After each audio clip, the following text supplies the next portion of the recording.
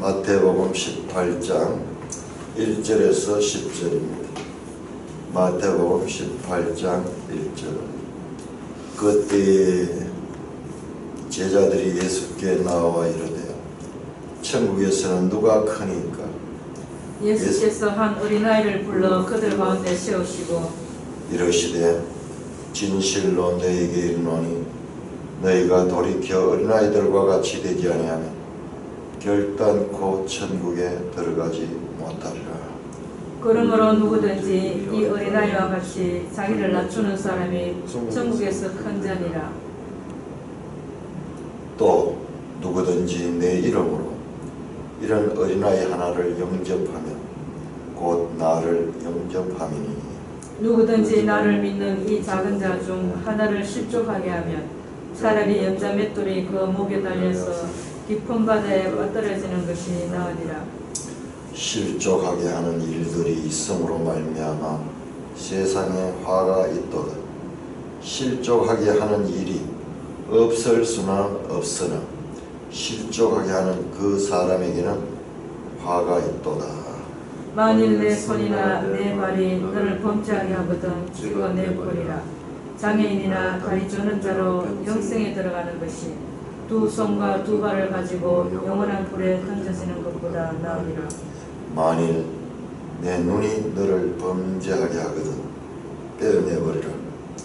한 눈으로 영생에 들어가는 것이 두 눈을 가지고 지옥불에 던져지는 것보다 나으니라.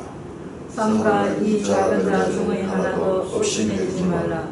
너희에게 말하노니 그들의 천사들이 하늘에서 하늘에 계신 내 아버지의 얼굴을 항상 배우느니라. 하나님 아버지, 이 아침도 생명의 말씀으로 제자의 도를 가르쳐 주시니 감사를 드립니다. 살았고 운동력 있는 말씀이 우리에게 바르게 깨달아지는 우리의 삶을 통하여 살아나게 하여 주옵소서. 예수님 이름으로 감사하며 기도드리옵나이다. 아멘. 자, 우리가 이 느헤미야를 한 2주 동안 하다가 다시 이제 마태복음으로 돌아왔습니다. 이제 모드를 바꿔야 돼요.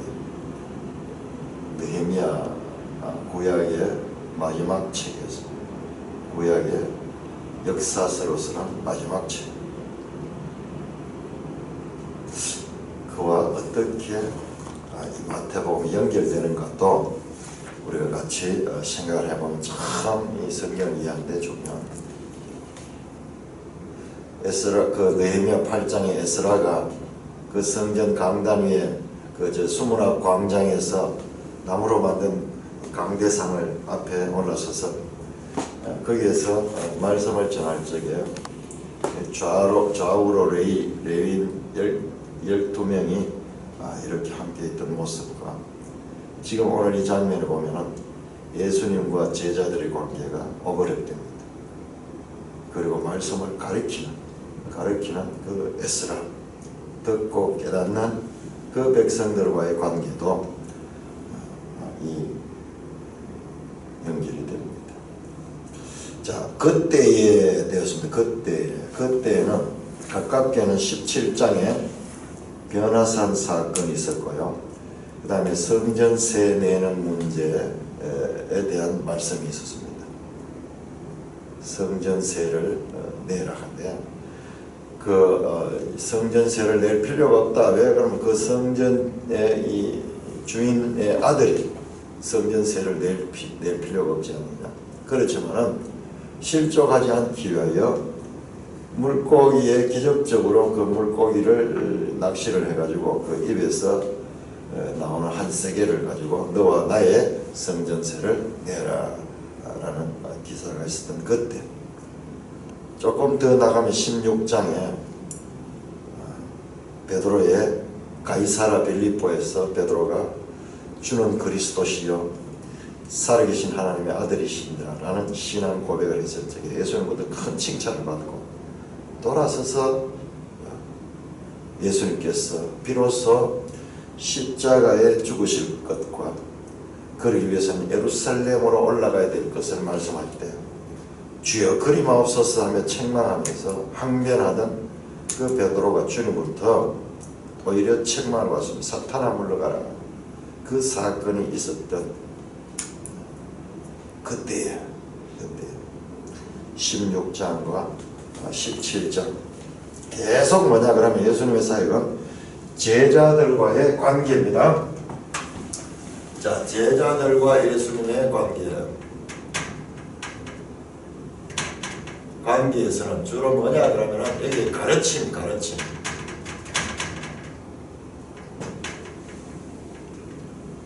변화산에서도 베드로가 실수했습니다. 주님이 책망하지 않지만 큰 실수했어요. 그게 책망을 하지 않았지만 여기가 좋사오니 그러면서 하나는 엘리야를 위하여 하나는 모세를 위하여 하나는 주님을 위하여 여기에 초막을 짓고 여기서 내려가지 않겠습니다.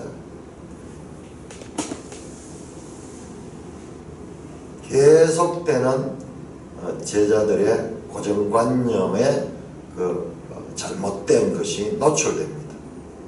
그냥 자기들이 있을 때는 아무런 이 문제가 없었는데 이게 주님의 앞에 나오게 되니까는 지금까지 가져왔던 고정관념들 그리고 현재 자신이 추구하고 있는 것들에 문제가 드러나게 됩니다.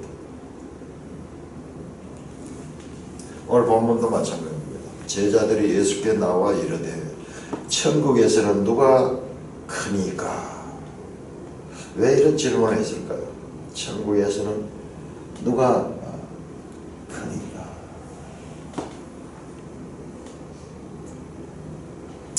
자, 우리 마태복음 11장 한번 볼까요? 마태복음 11장 11절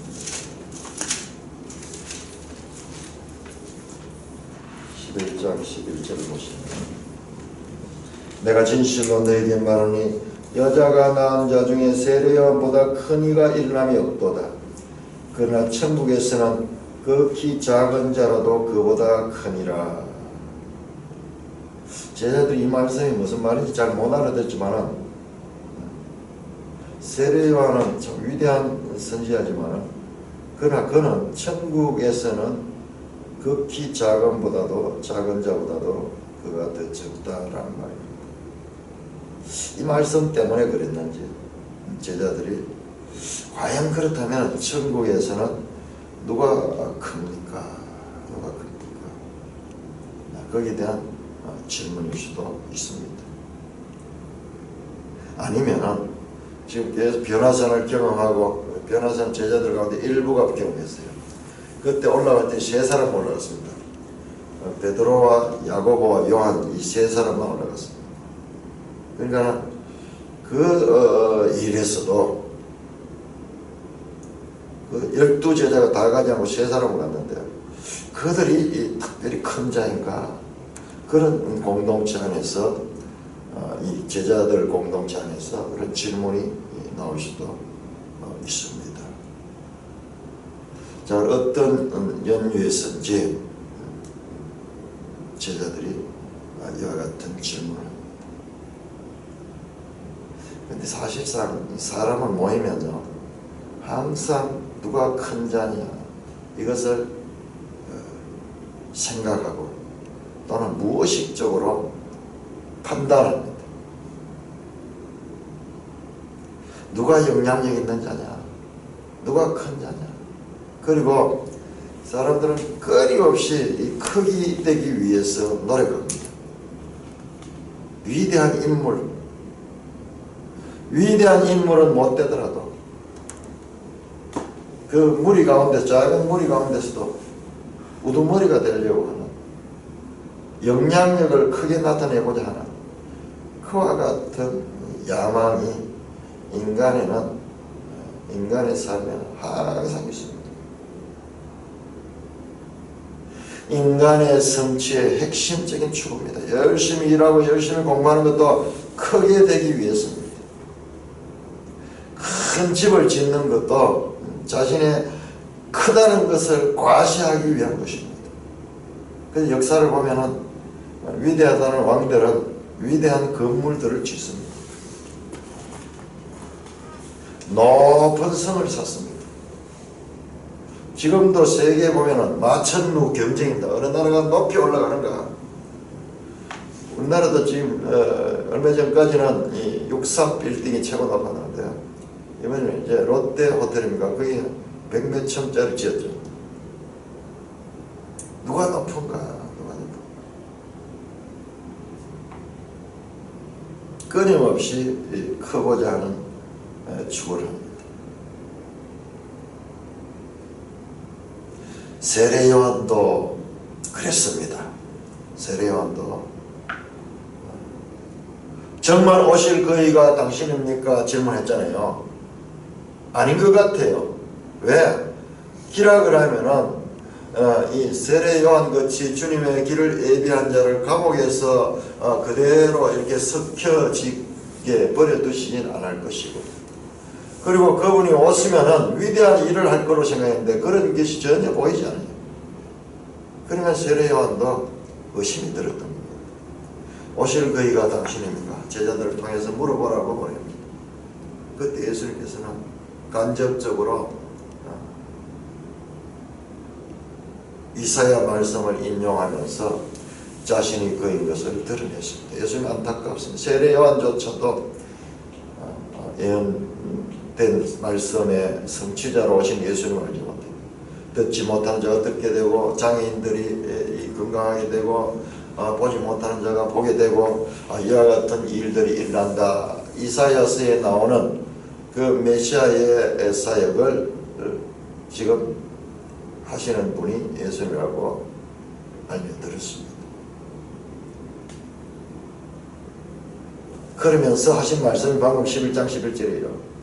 세례요한은 위대한 사람이지만 그러나 하늘나라 백성으로서는 참으로 지극히 작은 자보다도 더 작은 자다.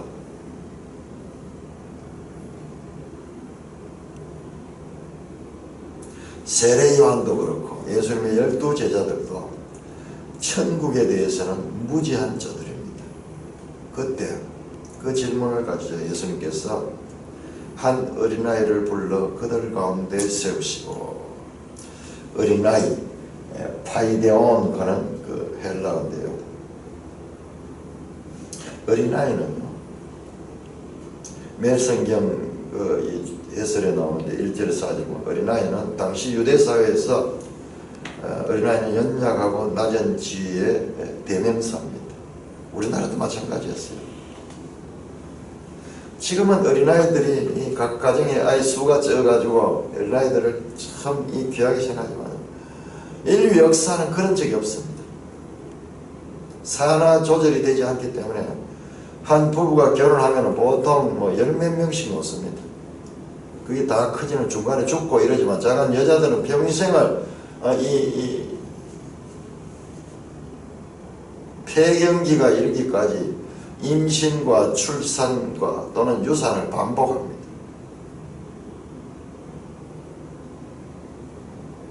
불과 수십 년 전까지 우리 부모 세대는 보통 10몇 명씩 낳아가지고 생존하는 아이들은 적습니다만은 뭐 그렇게 밖에 될 수 없어요. 다 그렇게 출산했거나 또는 출산하다가 사산하거나 유산하거나 또는 어려서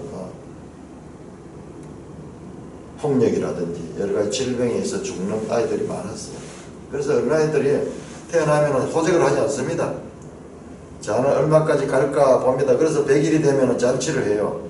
100일 동안 살았다. 이놈은 좀 살 가망성이 있다. 그래 한 달 1년이 되면 돌잔치를 하는 거예요. 야, 는 이제 진짜 살아야겠다. 주위에 그런 이야기 흔히 듣습니다. 애가 죽었다고요. 그냥 가마떼기에 덮어가지고 던져놔버려요. 애가 병들어가 죽어가는 거예요. 어찌 손설 도리가 없는 거예요. 근데 그렇게 버려진 아이가 어떻게 또 이렇게 하면서 살아나는 이야기, 내 주위에도 그런 우리 또래에서 그런 일이 있어요. 그런 일이 있어요. 그러니까 지금 상상할 수 없는 거예요. 생활하는 형편은 어렵고, 그 박정희 대통령 출생에 관한, 박정희 대통령이 아마 막내 싶은데요. 어머니가 40대 넘어가지고 애가 들었었는데요. 자녀들이 수두룩하게 있는데 먹고 살 길은 없고 농사를 지어가지고 온 식구가 사는데 늘 이 굶주리고 있는데 또 원치 않는 애가 잉태되는 거예요. 그래서 그 어머니가 이 애를 유산하려고 높은 데서 뛰내리면 유산된다 그래가지고 그 높은 데서 불쩍불쩍 뛰내리면서 또는 돌에다 배를 박으면서 그렇게 하면서 그 한 생명이 태어나면은 그의 입에 풀칠을 한다는 것이 그렇게 쉽지 않은 일이기 때문에 인류는 그런 삶을 살아왔습니다. 그래서 어린아이는 그야말로 천덕꾸리겠습니다. 오죽했으면 어린이날이 제정이 되었겠어요. 어린이날이. 우리나라도 예외가 아니에요. 유대사회도 전 세계적으로 가장 연약하고 낮은 지위에 대명사가 어린이입니다. 이 땅에 이 조선반도의 이 어린이들도 그 서양 사람들 눈에 봤을 적에 선교사들 눈에 봤을 때 참 비참하게 짝이 없었어요.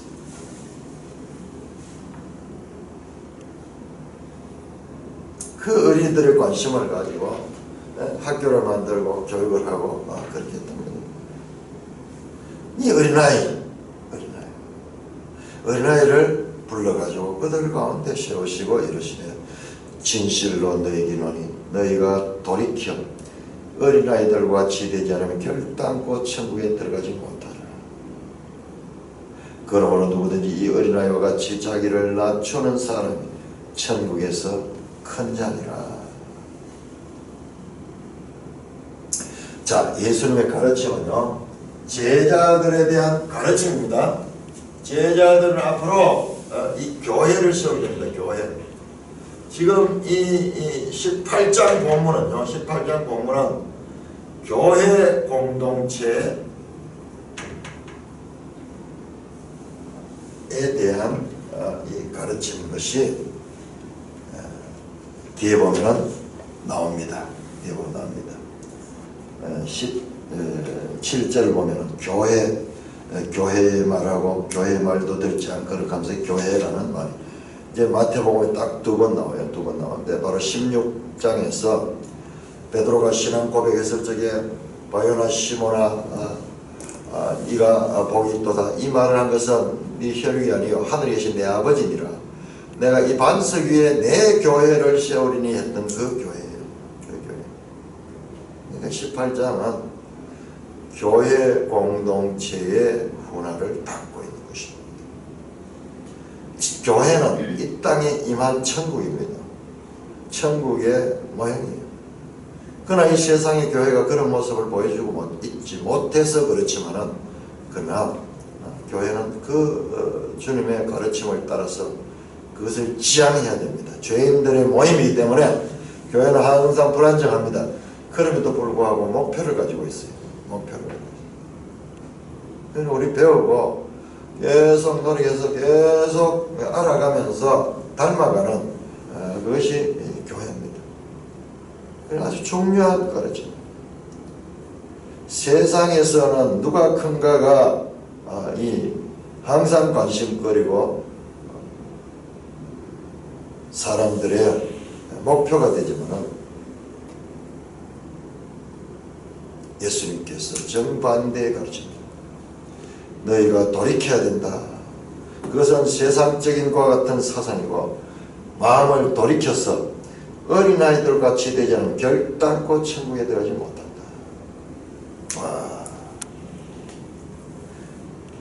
천국에 들어갈 수 없다.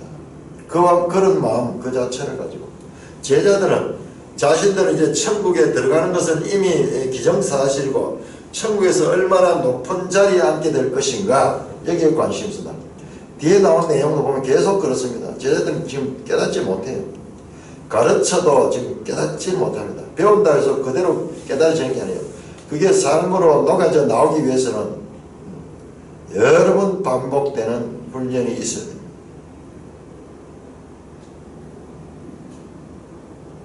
그런 마음 가지고는 천국에 들어갈 수 없다. 돌이키지 않으면 결단코 들어갈 수 없다. 4절입니다. 그러므로 누구든지 이 어린아이 같이 자기를 낮추는 사람이 천국이다. 어린아이는 죄가 없나 그런 말이 아닙니다. 자, 어린아이 비유에서는 비유는 항상 한 면입니다. 한 면. 비유를 가지고 전체를 만듭니다. 어린아이도 죄인입니다. 어린아이 죄성이 있습니다. 여기서 어린아이는 의지하는 자, 그리고 혼자서는 살 수 없는 자,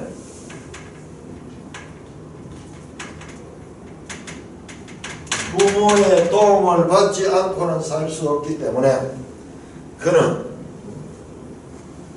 자신의 한계를 아는 겁니다. 자기를 낮추는 사람이다. 낮추는 사람. 겸손한 사람. 자기가 살 수 있는 게 없기 때문에 의지할 수밖에 없고 겸손한 사람입니다. 예수님의 제자들에 대한 가르침은 세상의 교훈과 다릅니다. 예수님은 어린아이의 죄 없음을 지적하지 않습니다. 고대 세계에서 어린아이는 천대받는 존재입니다. 어린아이는 연약합니다. 스스로 자신을 지킬 수 있는 그와 같은 능력이 없습니다. 취약합니다. 그래서 어린이는 그 부모에게 의지할 수밖에 없는 자입니다. 팔복에 나오는 심령이 강한 자입니다. 애통하는 자입니다.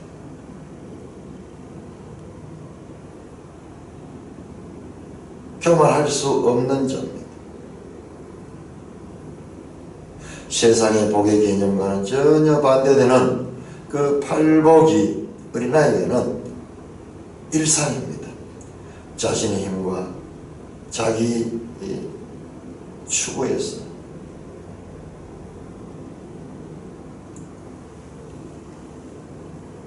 돌이켜서 겸손할 수밖에 없는 자가 어린아이입니다. 어린아이의 이와 같은 연약성 그리고 겸손함, 그 부분을 지금 비유로 들어서 말하고, 그게 바로 천국에서 큰 자라는 역설적인 제자도의 교훈이 나타나고 있습니다.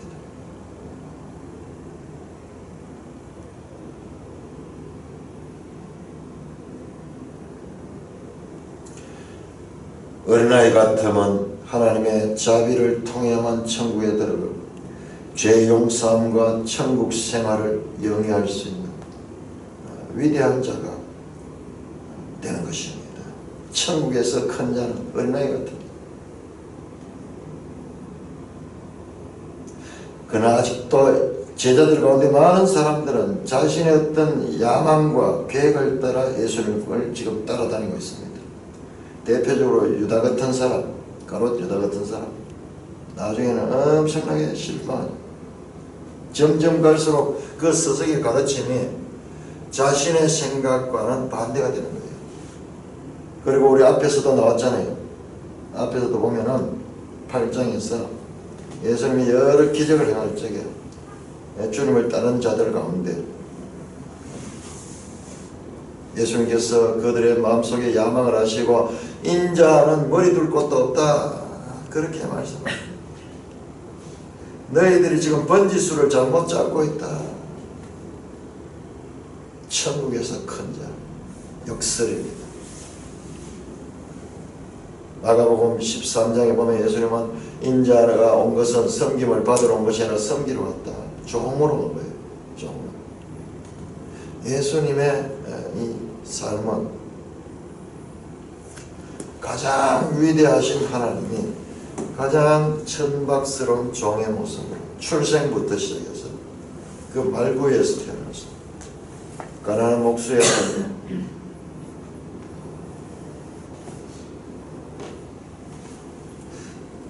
세상적인 고정관념을 완전히 뒤엎는 말씀이 선포됩니다. 또 그리고 5절입니다. 누구든지 내 이름으로 이런 어린아이 하나를 영접하면 곧 나를 영접하니 누구든지 나를 믿는 이 작은 자 중 하나를 실족하면 차라리 연자맷돌이 그 목에 달려서 깊은 바다에 빠뜨려지는 것이 나으니라. 또 누구든지 내 이름으로 이런 어린아이 하나를 영접하면 나를 영접하는 것이다.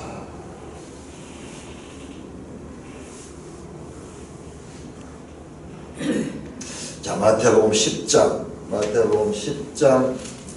40절 10장 40절 이미 이 말씀을 하셨어요. 너희를 영접하는 자는 나를 영접하는 것이요 나를 영접하는 자는 나 보내신 이를 영접하신 것이라. 선자의 이름으로 선자를 영접하는 자 선자의 상을 받을 것이요 의인의 이름으로 의인을 영접하는 자는 의인의 상을 받을 것이다. 누구든지 제자의 이름으로 이 작은 자 중 하나에 냉수 한 그릇을 주는 자는 내가 진실로 너에게 이르노니 그 사람이 결단코 상을 잃지 아니하리라. 이 작은 자, 자, 너희를 영접하는 자냐 나를 영접하는 자다. 그리고 42절에는 작은 자가 나옵니다. 여기서 너희는 작은 자와 연결이 돼요. 자, 그렇다면 이 제자는 누구냐? 제자는 작은 자다. 이런 어린아이 하나를 영접합니다. 그것도 내 이름으로, 예수님의 이름으로 이런 어린아이를 영접하는 것이 곧 나를 영접하는 것이다. 자, 어린아이 같은 자가 천국 백성이고 그 천국 백성 같은 자를 영접하는 자는 곧 나를 영접하는 거다. 주님과 주님의 제자들과의 연합적인 관계를 설명합니다. 또 누구든지 나를 믿는 이 작은 자 중 하나를 실족하게 하며, 자, 어린아이는 이제 나를 믿는 이 작은 자로 나옵니다. 자, 어린아이는 작은 자인데 누구? 나를 믿는 작은 자, 나를 믿는 작은 자, 예수님을 믿는 작은 자가 지금 어린아이로 지금 연결이 됩니다. 예수를 믿는 자는 어떤 면에서는 작은 자다 그렇게 볼 수도 있습니다. 작은 자이기 때문에 나를 믿을 수도 있고, 예수를 믿는 자는 어린아이 같지 않으면 천국에 들어갈 수 없으니까는 바르게 하나님을 예수님을 믿는 자는 작은 자입니다.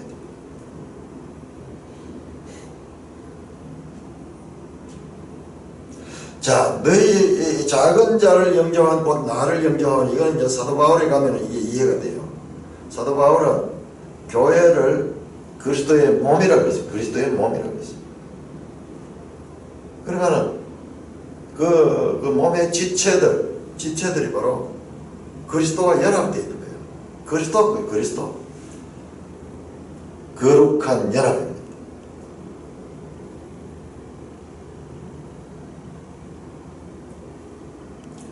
누구든지 나를 믿는 이 작은 자 중 하나를 실족하면 차라리 연자 맷돌을 그 목에 달려 깊은 바다에 빠뜨려진 것이 나으니라. 작은 자 중에 하나를 실족하게 하면, 자, 실족하다 이 단어가 지금 많이 나왔어요. 앞에서도 많이 나왔습니다. 스칸달론 같은 영어는 좀 언어를 써야 될 것 같아요.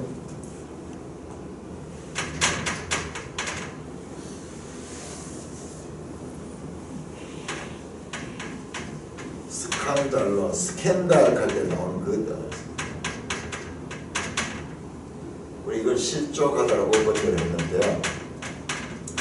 조금 뜻이 잘 와닿지 않습니다만은, 실족하다는 말은 무슨 말과 연결되냐? 그 아래 보시면은 실족하게 하는 사람에게는 화가 있도다. 만일 네 손이나 네 발이 너를 범죄하게 하거든 할 때 이 범죄하거든 하는 것도 스캔달론 리쪼, 스캔달리쪼 여기서 나와요. 이 은혜에서 같은 단어입니다. 실족은 범죄하다 하는 거하고 같은 지금 말로 원어로 보면 같은 스캔달리쪼 그렇게 나옵니다. 자, 실족하다 하는 단어는 마태복음 여러 번 나왔습니다. 자, 이 단어를 우리가 잘 이해를 해야 되기 때문에, 자, 마태복음 11장 6절 누구든지 나로 말미암아 실족하지 아니한 자는 복이 있도다. 이 세례요한 그 실족하지 아니하는 자는 복이 있도다. 자, 실족한다는 것은 복 있는 자, 나를 믿는 자가 복 있는 자죠. 그러니까 실족하는 자는 복이 없는 거죠. 그러니까 이게 믿음에서 미끄러진다는 뜻도 있어요. 자, 17절 마태복음 17장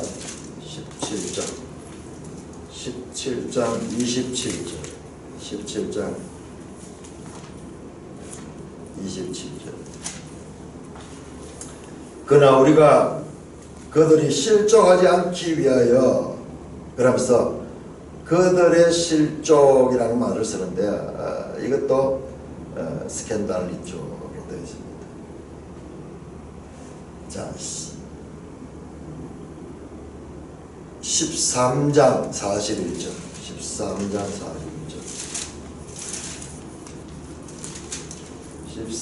41절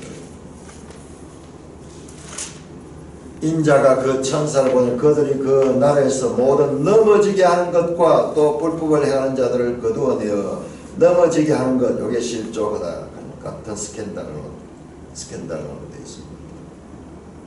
넘어지게 하는 것. 자, 16장 이 베드로 기사네요. 16장 23절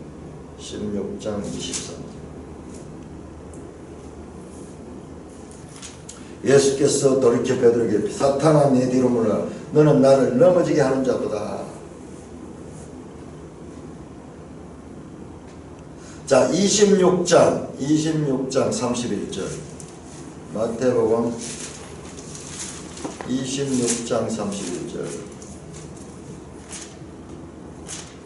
그때 예수께서 제자에게 이르시되 오늘 밤 너희가 다 나를 버리리라. 이 버리리라 하는 말이, 그리고 33절에 베드로가 대답하여 이르되 모두 주를 버릴지라도 나는 결코 버리지 않겠나이다. 이 버리지 않겠다. 이게 좀 스캔들론. 그러니까는 이게 이 실족하게는 주님으로부터 떨어지는 것, 주님으로부터 이 걸려 넘어지는 것, 버리는 것, 이런 의미를 가지고 있습니다. 그러니까 누구든지 이 나를 믿는 작은 자 하나가 믿음에서 이 떨어지도록 하면은 차라리 연자맷돌을 그 목에 달려서 깊은 바다에 빠진 것이 나은 거예요. 자, 실족하게 하는 일들이 있음으로 말미암아 세상에는 화가 있도다. 이 세상에는요, 이와 같이 믿음에서 떨어져서 멸망하는 그와 같은 일들이 이 세상에 있기 때문에 화가 있는 거예요. 실족하게 하는 일이 없을 수는 없다. 왜 그렇죠? 왜 그럴까요? 우리 이제 알겠잖아요. 실족하게 하는 일이 없을 수는 없다. 반드시 실족하는 일은 이 세상에 있습니다. 왜? 죄 때문에 죄야. 죄 때문에. 죄이기 때문에. 그러나 실족하게 하는 그 사람에게는 화가 있도다. 만일 내 손이나 내 발이 너를 범죄하게 하거든 찍어내버리라. 장인이나 다른 저런 자로 영생에 들어간 시 두 손과 두 발을 가지고 영원한 불에 던져지는 것보다 나으니라. 만일 내 눈이 너를 범죄하거든 빼어내버리라. 한 눈으로 영생에 들어간 것이 두 눈을 가지고 지옥 불에 던져지는 것보다 나으니라. 이만큼 나를 믿는 한 작은 자 하나를 실족하게 하는 것은 그만큼 큰 죄가 되고 이 죄에 대한 책임은 무서울 것이다. 그러니까는 사지가 절단되고 장애인으로서 차라리 살아가는 것이 낫지. 이런 죄를 지어서 영원한 지옥불에 던져지는 것은 참으로 끔찍한 일이다.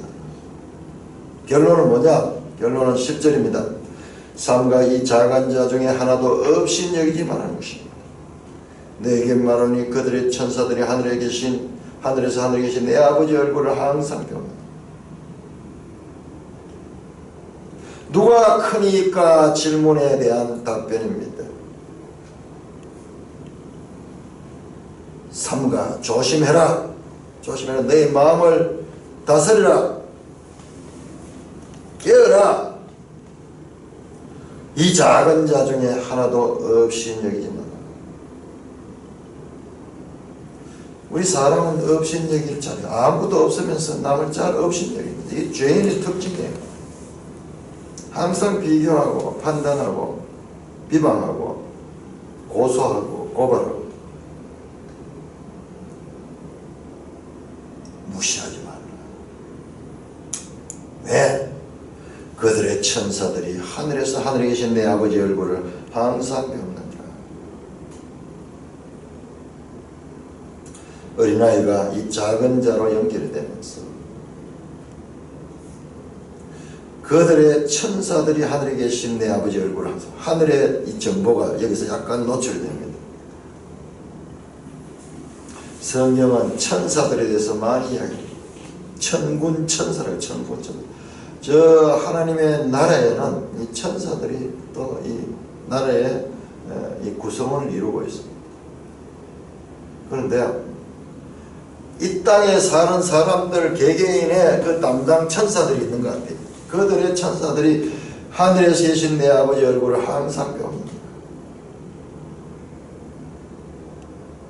수호천사겠네, 수호천사. 너희가 볼 적에 이 땅에서 그냥 무지하고 아무것도 아닌 것 같고 무시할 수 있는 그런 존재가 아니다. 그들은 하늘의 아버지의 관심의 대상이고 그들을 지키는 천사들이 항상 얼굴을 항상 하나님 내 아버지의 얼굴을 항상 뵌다. 아버지의 존전에 있다는 말이죠. 하나님과 항상 교통할 수 있는 그런 위치에 있다는 것입니다. 수호천사들이 있다는 것입니다. 이 세상의 일들을 이 세상의 관점에 볼 것이 아니라 하늘의 관점에서도 볼 수 있어야 된다는 말씀이죠. 내 아버지의 얼굴, 예수님과 천상의 하나님 아버지와의 유일한 관계를 여기서 또 볼 수 있습니다. 자, 이 말씀, 작은 자 중 하나, 이 말씀은 이어지면서 계속됩니다. 자, 우리 18장 11절에서 20절까지 교독하겠습니다. 자, 18장 전체가요 이어지는 내용입니다. 이어지는 내용. 이것을 단절해버리면은 본문의 뜻을 제대로 이야기하기 힘들어요. 자, 이어진다 생각하면서 한번 읽어봅시다.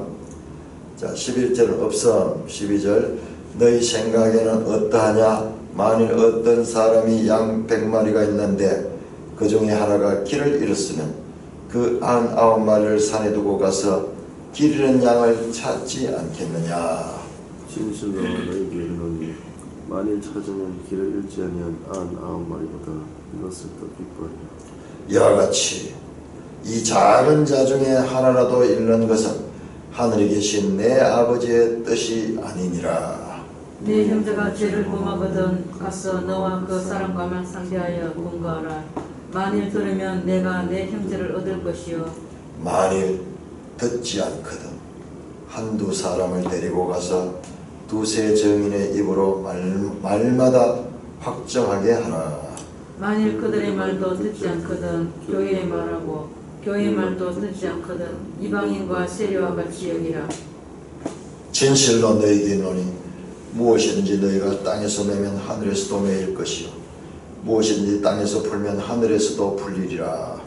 진실로 다시 너희에게 이르노니 너희 중의 두 사람이 땅에서 합심하여 무엇이든지 구하면 하늘에 계신 내 아버지께서 그들을 위하여 이루게 하시리라. 두세 사람이 내 이름으로 모인 곳에는 나도 그들 중에 있느니라. 자, 11절에는 없음 되어 있습니다. 없음. 그런데 있는 데도 있어요. 있는 데도 있는데 없음으로 처리하는 것은 우리가 중요하게 보는 사본, 중요하게 보는 사본, 소위 다수 사본을 하는데 다수 사본에는 없습니다. 그런데 소수사본에는 있는 데가 있어. 뭐라고 되어 있느냐? 인자는 잃어버린 자들을 구원하기 위해 오셨다 하는 말이 11절에 들어있어요. 소수사본, 몇몇 사본이 있어요. 그런데 그게 있는 이유도 보니까는 10절과 12절에 이 연결이 좀 매끄럽지 못해요. 그래서 그런지 있었습니다. 자, 12절에서는 너희 생각이 어떠냐? 예수님 질문합니다. 제자들에게. 제자들이 질문하면서 만일 어떤 사람이 양 100마리 그 중에 하나가 길을 잃어서, 자, 그 중에 하나 나오죠. 작은 자 중에 하나, 작은 중에 하나, 이런 양 중에 하나, 99마리 가운데 하나, 그 하나, 그것도 작은 자죠. 잃어버린 양, 99마리에 비하면 아주 작은 자죠. 그렇게 연결이 됩니다. 자, 어린아이가 나왔고, 어린아이에서 나를 믿는 작은 자에서 이제 길 잃은 양, 그 중의 하나, 100마리 중에 하나, 작은 자죠. 작은 자. 그 중에 하나가 길을 잃으면 그 99마리를 산에 두고 가서 길 잃은 양을 찾지 않겠느냐. 진실로 너에게는 만일 찾으면 길을 잃지 않느냐. 99마리를 다 이것을 더 기뻐하라. 결론으로 이와 같이 이 작은 자 중에 하나라도 잃는 것은 하늘에 계신 내 아버지의 뜻이 아니라. 지금 연결되면 앞에 돼요. 작은 자 하나라도 실족하게 하면은 그는 연자맷돌을 달고 바다에 빠지는 것이 차라리 나을 것이다. 지옥불에 갈 것이다. 눈을 뽑아버리는 것이 차라리 낫을 것이다. 이 작은 자 중 하나라도 잃는 것은 하늘에 계신 너희 아버지의 뜻이 아니다. 자, 여기서도 10절에서는 하늘에 계신 내 아버지라고 되어 있는데 여기에서는 하늘에 계신 너희 아버지라고 되어 있습니다. 공동의 아버지, 공동의 아버지. 자, 그러니까는 제자들과 예수님과의 연합관계, 한 아버지 안에서 이 하나로 연합되어 있는 연합관계. 나의 아버지가 너의 아버지가 되는 거예요. 너의 아버지가 되는 거예요. 그리고 그 아버지 안에 있는 작은 자 하나는 참으로 귀한 자예요. 참으로 귀한 자. 그러므로 그 작은 자 하나라도 잃는 것은 하늘에 계신 너희 아버지의 뜻이 아니기 때문에 그 작은 자를 실족게 하는 일은 없을 수는 없지만, 그러나 그 실족게 하는 자는 참으로 불행한 자다. 화가 있다.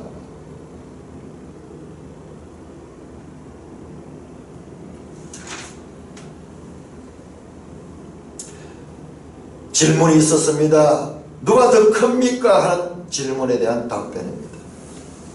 그러니 이 제자들이 가지고 있는 고정관념, 세상적인 관념과 예수님의 천국의 답변은 정반대예요. 정반대입니다.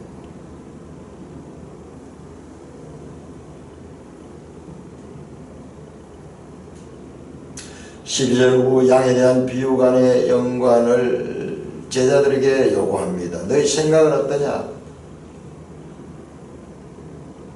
작은 자 하나에 대한 관심과 존중의 여김, 없인 여기지 않는에 대한 주제는 이런 양 비유를 통해서 더욱 강화되고 구체화되고 있습니다.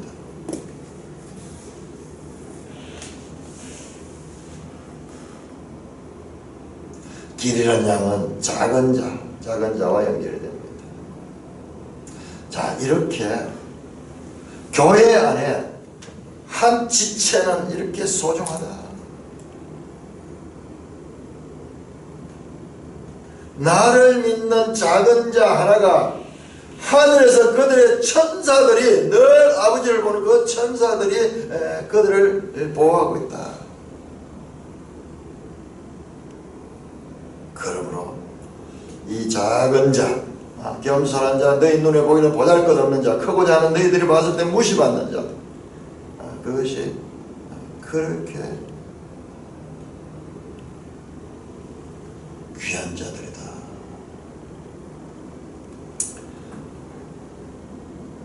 한 마리에 대해서도 이렇게 귀하게 생각하는데 나머지 99마리는 마찬가지로 더 존중을 받습니다. 여기서 표현하는 길을 잃지 아니한 아는 말에다가 이것을 더 기뻐 한 마리 찾은 걸 더 기뻐한다는 말은 그 작은 자를 그만큼 존중하고 그 개개인 양을 그렇게 존중하는 뜻이지 아흔 마리를 무시한다는 뜻이 아니잖아요. 잃었다가 다시 찾은 그 기쁨을 강조하는 뜻이지 이 99마리를 무시하고 한 마리만 강조하는 그런 뜻이 아닙니다. 이것이 하나님이 시고 그 하나님의 사랑이고 하나님의 뜻입니다. 우리는 99마리를 강조하다가 작은 하나는 무시할 수가 많습니다. 이 세상의 정치제도 그렇잖아요. 다수의 횡포가 있잖아요. 하나님 앞에는 그게 아니에요.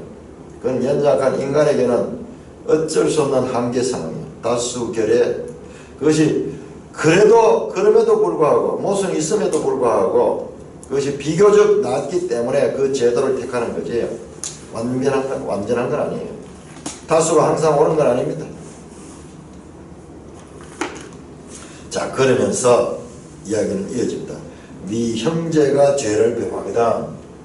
자, 네 형제가 죄를. 자, 지금 이게 전부 다 교회 안에 있습니다. 교회 안에 나를 믿는 자, 작은 자, 나를 믿는 작은 자라고. 그다음에 형제, 한 아버지 안에서 그 자녀면 그 자녀들과의 관계는 형제입니다. 네 형제가 죄를 범하는 가서 너와 그 사람과만 상대하여 권고하라. 자, 예수님은 새로운 가족 개념을 12장에서 주셨습니다. 예수님이 말씀을 전하고 있을 적에 아마 가버나움에 있을 거예요. 말씀을 전하고 있을 적에 그러니까 이 가족들이 찾아왔어요. 어머니와 그 형제들이 찾아와서 사람을 보내가지고 예수님께 말합니다. 형제들과 어머니가 찾아왔습니다. 그때 예수님께서 말씀하기를 누가 내 어머니며 누가 내 형제냐. 그런 혈육의 형제보다도 이 말을 듣고 행하는 자가 내 형제다. 새로운 가족 개념을 말씀했습니다. 이 새로운 가족 개념이 바로 교회예요. 교회. 뒤에 나옵니다. 교회. 내 형제가 죄를 범하거든. 여기도 스캔들로. 여기 스캔들로 아니었어. 죄를 범하거든. 가서 너와 그 사람과만 상대하여 권고하라. 자, 앞으로 이제 교회 안에는 문제가 있습니다. 우리가 죄인들이기 때문에 교회의 질서를 해치는 큰 죄를 범하는 자들이 있을 수 있습니다. 그때 그런 일이 있을 때는 어떻게 하냐? 너와 그 사람과만 상대하여 권고하라. 개인적으로 그런 죄를 범한 것이 본 사람과 그 죄를 범한 사람은 1대1로 다른 사람에게 이야기하지 말고 1대1로 그것을 권고하라. 그렇게 하면 안 된다. 그것은 잘못됐다. 그러면서 그 상대방과 대화하면서 권고하라. 만일 들으면 네가 네 형제를 얻은 것이요. 만일 듣지 않거든 한두 사람을 데려가서 두세 정인의 입으로 말마다 확장하라. 자, 그렇게 해서 들으면은 그 형제가 얻은 것이 된다. 얻은 것이 된다. 자, 앞에서 실족이라는 말이 나왔죠. 실족은 버려지는 거잖아. 자, 그렇다면은 이 실족할 자가 이제 얻게 되는 거예요. 영생에 참여하게 되는 거예요. 이렇게 권고해야 됩니다. 교회 안에서 서로 간에. 그러나 만일 듣지 않거든 한두 사람을 데려가서 두세 정인의 입으로 말마다 확장해라. 자, 1대1로 듣지 않을 때는 한두 사람을 데려가서 본인과 그리고 다른 사람 한 사람 또는 두 사람, 세 사람, 두세 사람이 가서 두세 정인의 입으로 말마다 확정하게 하라. 같이 가서 다시 권면하는 거예요. 다시 권면. 이거 신명기 19장에도요. 정인은 항상 두세 사람이 돼야 돼요. 혼자 목적 가지고는 정거의 효력이 없습니다. 그렇듯이 지금 교회 시대도 연결됩니다. 같은 이야기를 하고 그 사람의 반응을 딴 사람이 확인할 수 있도록 해라. 만일 그들의 말도 듣지 않거든, 두세 사람 갔는데도 듣지 않으면, 그러면 세 번째 단계로 교회에게 말하라. 교회에게 말하라. 교회 에클레시아 등장합니다. 교회의 말도 듣지 않거든 이방인과 세리같이 여기라. 자, 예수님이 떠나시고 나면은 장차 이제 제자들의 시대, 즉 교회의 시대가 올 것인데, 이 교회의 시대가 올 것입니다.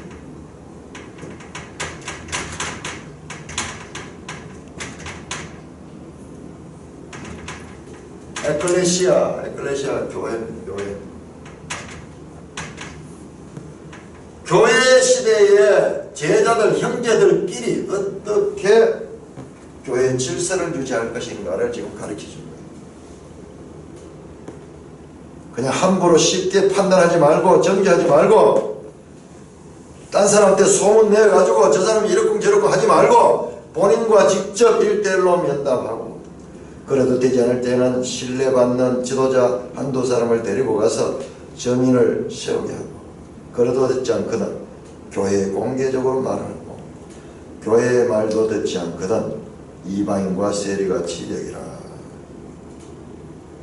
교회의 말까지 듣지 않고 세 번째 단계. 그러면은 이방인과 세리같이 여기라. 이 말씀은 거의 대부분 주석들이 그냥 무시해버리라. 이제 믿지 않는 자로 취급해버리라. 그렇게 이 문맥으로 보기 쉬운데요. 근데 우리가 성경을 찾아보면 이방인과 세리는 예수님의 친구들이에요. 그리고 예수님의 사랑의 대상이었어요. 비록 그들이 교회에서는 지체로서의 역할을 할 수 없습니다. 그럼에도 불구하고 사랑의 대상으로 삼아야 될 것이라는 뜻으로도 볼 수가 있습니다. 다만 그때는 그 믿는 자가 아니다, 교회의 지체가 아니다, 그렇게 구분합니다. 자, 이게 이제 교회 안에 치리하는 치리, 또는 교회 안에 권징이라고 하기도 하고, 권징, 치리하는 건데, 사람이 사는, 교회도 죄인들이 사는 곳이기 때문에 여기에 정치가 필요해요. 정치. 사실 정치라고 하는 것은 얼마나 좋은 건지 몰라요. 바를 정자, 다스릴 치자잖아요. 사람이 모인 곳에는요, 공동체가 모이게 되면 반드시 이와 같은 치리가 필요합니다. 이런 자들이 생깁니다.